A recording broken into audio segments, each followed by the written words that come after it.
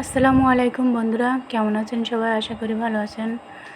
আমিও ভালো আছি আলহামদুলিল্লাহ। সকালবেলা ঘুম থেকে উঠে নামাজ পড়ে ব্রাশ করে ঘর পরিষ্কার করে এবার যাবো রান্না করতে। যাই হোক, সেটা বলতে ভুলে গেছিলাম, আজকে ছুটির দিন, যেহেতু অফিস নাই, তাই একটু নামাজ পড়ে আবার ঘুমাইছিলাম। ঘুমানোর পরে উঠে ব্রাশ করে এবার ঘর পরিষ্কার করে যাবো রান্নাবান্না করতে। ততক্ষণে সাথে থাকুন। এবং আমার ভাই ও বোনেদের, ছোটো ভাই ও বোনেদের কিছু প্রশ্ন থাকে যে আপু, আমরা যে ভিডিও করি, এই ভিডিও করার পরে ইউটিউবে অথবা টিকটকে দেওয়ার পরে এই যে ছবিগুলো বা ভিডিওগুলো যদি আমরা ডিলিট করে দিই, তাহলে কি কোনো অসুবিধা হয়? ইউটিউব থেকে মুছে যায়? আজকে আপনাদের সেই প্রশ্নের উত্তর দেব। বন্ধুরা, মনে করেন আমাদের ফোনে অনেকের স্পেস কম থাকে। 8-10টা ভিডিও করার পরে মনে করেন স্পেসটা, গ্যালারিটা ফুল হয়ে যায়। ফুল হয়ে যাওয়ার পরে পরবর্তী কোনো ভিডিও আমরা করতে পারি না। যার কারণে আমার কিছু কিছু আপু ভাইদের প্রশ্ন যে আপু, আমরা যদি এই ভিডিওগুলো ইউটিউবে দেওয়ার পরে আমরা যদি ছেড়ে দিই, তাহলে কি ছেড়ে দেওয়ার পরে যদি আমরা ডিলিট করে দিই গ্যালারি থেকে, তাহলে কি ইউটিউব থেকে মুছে যায় বা কোনো সমস্যা হয়, প্রবলেম হয়? আপনাদের সেই প্রশ্নগুলোর উত্তর দেব, ততক্ষণে সাথে থাকুন। এদিকে আমার মেয়েটা এসে বলছে, আম্মু ভাত কি রান্না হয়েছে, ভাত খাবো। আপনারা বলেন, উঠে পারলাম না কি ভাত কি রান্না করা হয়? বলছে ভাত খাবো, ভাত কি রান্না হয়েছে? এই ভাত উঠাই দিচ্ছি, একটু দেরি করো, যে শুকনো খাবার আছে ওগুলো খেতে লাগো। ভাত উঠাই দিলাম, ভাতটা হয়ে গেলে রান্নাবান্না শুরু করে দেব আপনাদের সাথে গল্প করতে করতে। এদিকে আমার কাজগুলো হয়ে যাবে।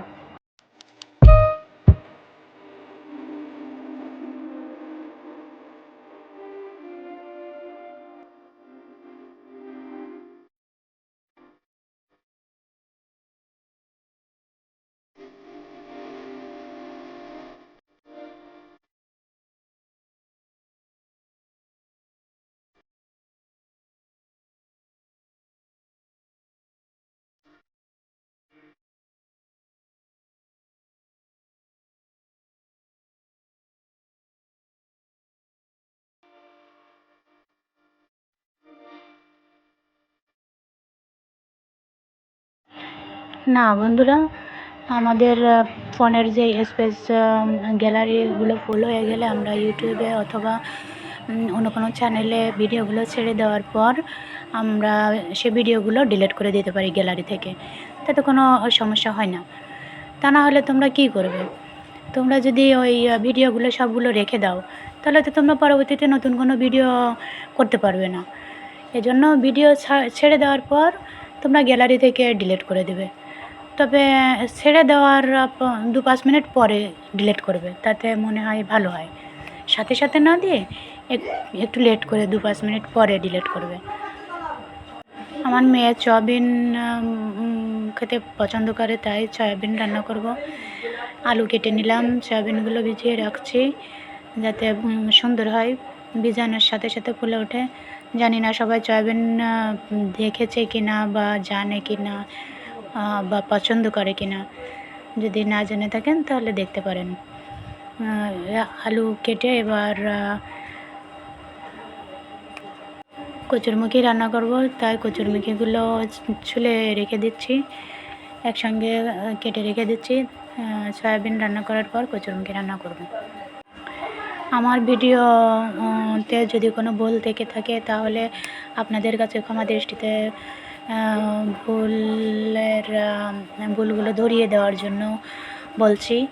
যদি আমার ভিডিওতে কোনো কথায় বা কাজে ভুল হয়ে থাকে তাহলে আপনারা কমেন্টে বলে দেবেন, আমি সেটা সংশোধন করব, পরবর্তী ভিডিওতে সেটা সংশোধন করব। আর যদি ভালো লেগে থাকে তাহলে একটা লাইক, একটা কমেন্ট, একটা শেয়ার করে দেবেন এবং পরবর্তী ভিডিও পেতে সাবস্ক্রাইব করে রাখবেন। আমার ভিডিওগুলো যদি ভালো লেগে থাকে তাহলে সাবস্ক্রাইব করে রাখবেন পরবর্তীতে নতুন কোনো ভিডিও পাওয়ার জন্য।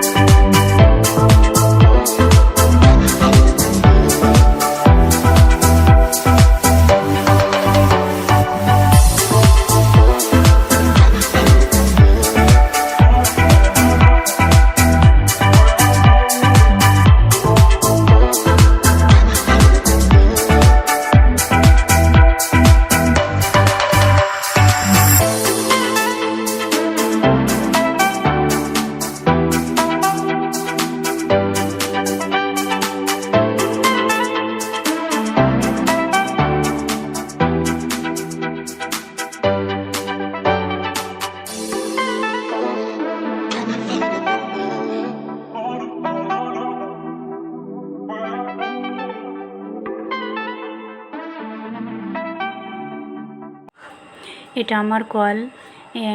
কলে আলু এবং সয়াবিনগুলো ধুয়ে নিলাম। এরপর আসলাম ফ্রিজে বেটে রাখা পেঁয়াজ এবং রসুন নিতে। আমি যেহেতু ছোটো একটা জব করি, সময় পাই না, এজন্য অনেকটা বেটে রেখে দিই ফ্রিজে। এবং আপনারা যদি জানতে চান কীভাবে কী করে বেটে রাখি অনেক দিন, সেটা নিয়ে একটা ভিডিও করতে পারি। এদিকে ডিম সেদ্ধ করতে দিয়েছি এবং আমার মেয়ে সেদ্ধ ডিম ছাড়া পছন্দ করে না। সেদ্ধ ডিমও যদি ভাজি করি তাও সে খাবে না। ও সেদ্ধ ডিম ভাজি করা যাবে না, এমনি খাবে, খেতে পছন্দ করে। আমারও ভাজি ডিম ভালো লাগে না, তাই সেদ্ধ করতে দিয়েছি। রান্নাবান্না শুরু করে দিয়েছি, প্রায় শেষের পথে। দেখুন রান্নাটা শেষ হয়েছে এবং নামিয়ে এনেছি।